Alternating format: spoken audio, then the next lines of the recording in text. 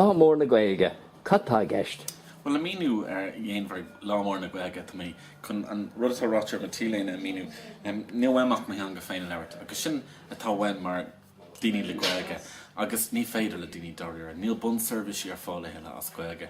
Níl ní bhain sa Gaeltacht áit nach go bun service ar fáil de daoine atá tóga le chud páisiú tú Gaeilge. Ach taobh muid an Gaeltacht, níl bun service ar fáil. Agus níl ceart atanga ag daoine doireara mar a bhíoh. Tá Commissioner Teanga tréis airíochtais go frustragus leis an rialtas, agus tá sé tá námtá go gáún rud ag gníanamh is gáún gníomhhar seo. So tá lámór na Gaeilge agra mar clóra agus lá ag godíagta dar nóí. Onas go féidir muinte na Gaeilge agus muinte na Gaeilge de teachtamach le chéile ar na sráidna agus is spáint am rialtas nachhfuil sé má clór, gomid faragach faoi seo, gomid gurí ceart atanga agus gomid sásta teachtamach a gluirg sin.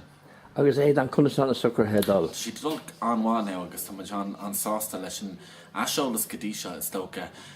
Deagra mar an lá tháinig an plan an lá ó cruniú peblií bhí a gine hallan na síirse, bhí breis trícé duine ann, agus tá mé dógus tá breis chuig bus déag massam agra faoi láthrán na Gaeltachtaí éagsúla, so ba slú maithó gach conta ann.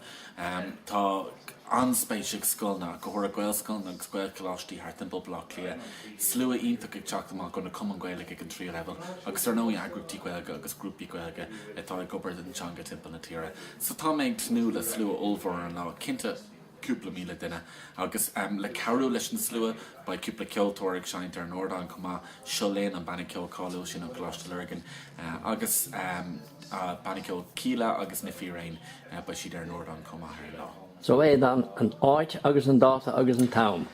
Dóclug, an lochanúna an dóclug ar an cúgúlá ag fiara dé sahar natá ann ag tosú ag Carnóg Parnell agus man siúrá go dtí dul éireann Strád Molesworth an sin áit go maiid deire chur leis an siúlód agus mórthaíol agus ba Aodán ann na ceoltóirí sein ceol.